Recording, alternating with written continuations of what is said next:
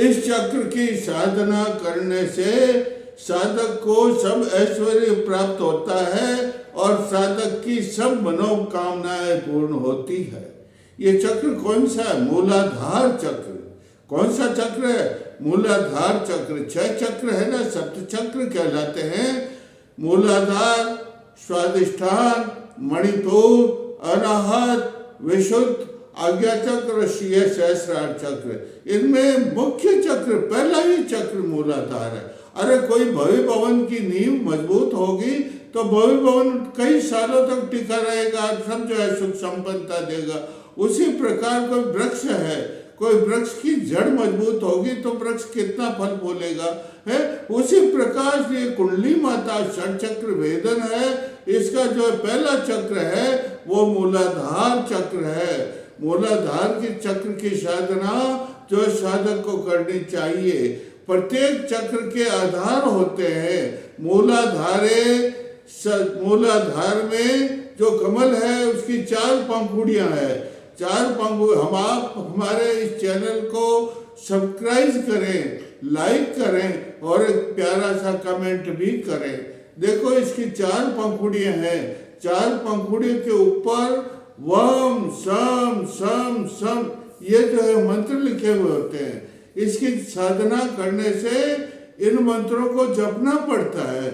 इन मंत्रों के जपने से क्या होता है? ये जो है मूलाधार जागृत होता है। इसका तत्व बीज है लम। क्या है? ल। ये ल और ल के ऊपर ये चंद्र बिंदु और बिंदु, ये लम लम। आप स्नान कर लो, शरीर को शुद्ध कर लो, आसन शुद्ध कर लो, पूजा के सब सामग्री पर जल छिटको, सामने यंत्र रखो और फिर आंखें बंद करके lump lump lump lump lump lump मंत्र का जप करो। तो इससे क्या होगा? मूलाधार के पहले सप्त कुंडली जागृत सोई हुई रहती है, इसका मुंह नीचे रहता है, लेकिन इस लम का उच्चारण करने से उसकी अधोगति रुक जाएगी और ऊर्ध्व गति होगी। कौन सी होगी? ऊर्ध्व, ऊंचे की गति ऊपर चढ़ेगी। और जो है इसमें फिर मैं चंद्र बिंदु बताया, इसमें ओंकार का जप होता है।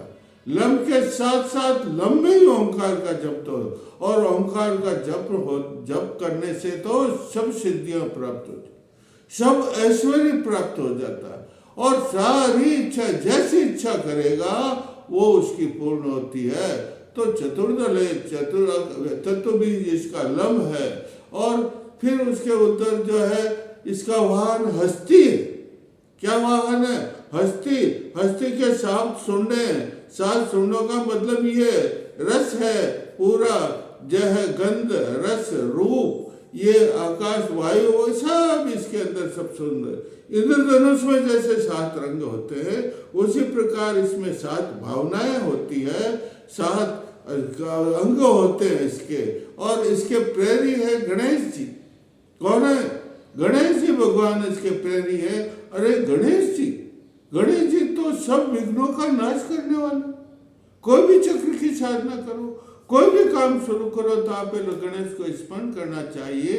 इनके नीली या पीली रंग की धोती पहनी हुई है, हरा दुपट्टा है, इनका जो है नारंगी गेहूं रंग का रंग शरीर है। और इनकी साधना करने से देखो इनके मंत्र बता दे। गणेश जी का जब आप सब मंत्र जपोगे तो आपका अपने आप मूलाधार जागृत। गंग गणपते नमः पहला मंत्र। दूसरा है वर्णाय रिद्धे नमः दूसरा मंत्र। सर्व ज्ञान वित्ताय सिद्धे नमः तीसरा मंत्र। सौभाग्य प्रदाय धन धान्यताय लाभाय नमः चौथा मंत्र। और आमोद प्रमोद संतोषी माता नमः, ये इसके पूरे। और वे इस पे स्वस्तिक चिन्ह है। क्या है? उनका मुद्रा स्वस्तिक चिन्ह गणेश जी का। ये यूं यूं यूं ये बिंदी। अरे इसका मतलब है सूर्य की सारी शक्ति मिल जाए। विष्णु भगवान का ये शक्तियां है वो भी इसमें आ जाती है। तो इस प्रकार ये गणेश जी का मंत्र है। इसके देवता ब्रह्मा है। किसके देवते? मूलाधार चक्र का वर्णन कर रहा हूं मैं। मूलाधार चक्र के देवता ब्रह्मा है। पीली धोती पहनी हुई है, दुपट्टा है, 4 हाथ है, 4 मुख है हाथों के अंदर 4 वेद है और मुख से जो है वेदों की ध्वनि प्रसारित होती है और सब प्रकार की विद्याएं इससे प्राप्त हो जाती। जितनी भी विद्याएं हैं वो भगवान विष्णु ये ब्रह्मा दे देते हैं। इसलिए इस देवता जो इसके किसके मूलाधार चक्र के देवता ब्रह्मा हैं और सारी विद्यों के अधिष्ठाता हैं, इसलिए इनकी साधना करनी पड़ती है। और इसके जो है वो ग्रह है, इसके लोक भूलोक, कौन सा लोक, सब चक्रों के लोक अलग अलग हैं। तो इसका चक्र का लोक भूलोक है, हस्ती वाहन है, त्रिकोण यंत्र है। इसका यंत्र कौन सा, ये त्रिकोण यंत्र। और त्रिकोण यंत्र के अंदर क्या होता है, स्वयंभूलिंग। कौन, नीचे तो हाथी, नीचे तो सप्तशूंड का हाथी और उसके ऊपर जो है स्वयंभूलिंग। स्वयंभूलिंग के कौन लिपटी हुई रहती है, ये माता कुंडलनी। कौन सी, माता कुंडलनी। उस स्वयंभूलिंग के 3.5 फेरे कितने लपेट करके रहती है और उसके मुख के अंदर क्या रहती है, पूंछ होती है और ऊपर जो है बीज, काम बीज होता है। कौन सा बीज होता है, काम बीज होता है और उसके ऊपर डाकिनी शक्ति। इसकी शक्ति कौन है, डाकिनी शक्ति है। और इसकी कुंडली का मंत्र बता देता हूं मैं। कुंडली का मंत्र है ओम ऐं रं राम रीम रूम रेम रोम रम रह जगतमात कुंडलनी सिद्धिं देहि देहि स्वाहा। देखो भाई, ये मंत्र है कुंडली। और सब 6 चक्रों के अंदर भी इस मंत्र को जपना पड़ेगा। कौन सा मंत्र है, वापस बोल देता हूं, ओ ए, और फिर उसके बाद में रम, र करके, और इसमें ये र की मात्रा उपरबिंदी, रम राम रीम रोम रेम रोम रम रह कुंडली माता सिद्धिम देहि देहि स्वाहा। ये मंत्र है खास कुंडली का और मूलाधार जागृत करने का। इस मंत्र को आप जो इस पट्टी की माला ले लीजिए और अपना सफेद आसन लगा दीजिए, आसन के ऊपर सफेद कलश रख दीजिए और फिर आप इस मंत्र को, साधना को बिल्कुल निश्चिंत होकर के ऐसे बैठ जाइए।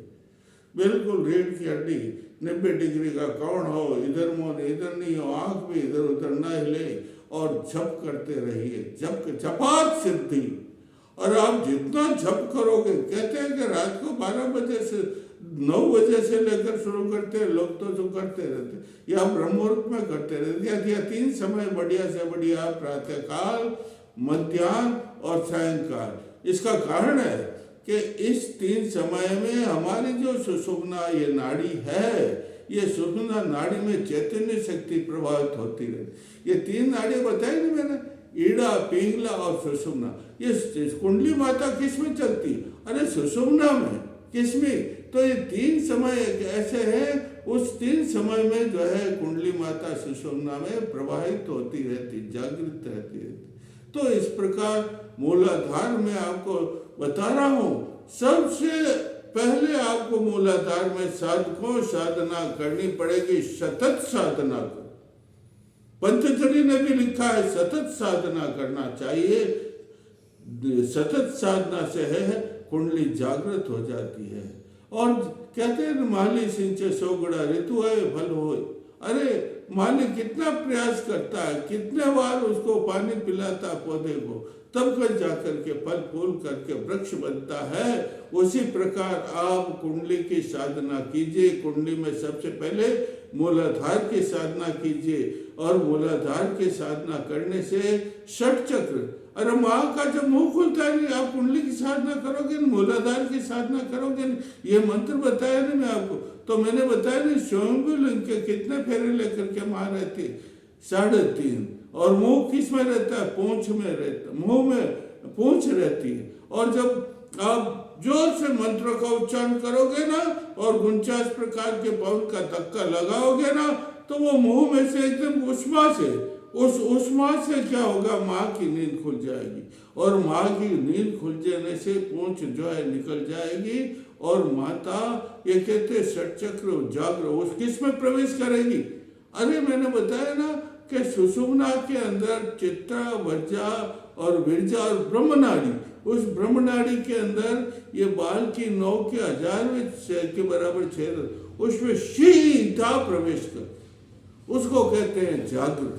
क्या कहते हैं?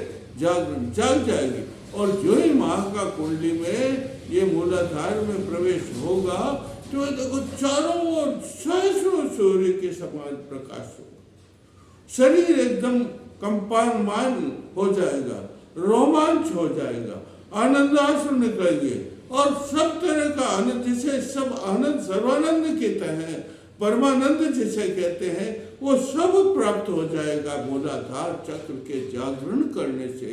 साहस होता है और वीरता का साहस, उत्साह होता, उल्लास होता, ये सब इससे।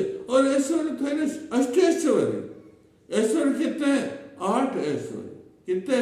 वो सब मूलाधार के साधना करने से अष्ट ऐश्वर्य, धन, वैभव, संपदा, महल, बंगले, सब कुछ इससे प्राप्त। इसलिए हमें कुंडली की साधना करना चाहिए। मैं कल आपको और इसके बारे में बताऊंगा। जय सिया राम।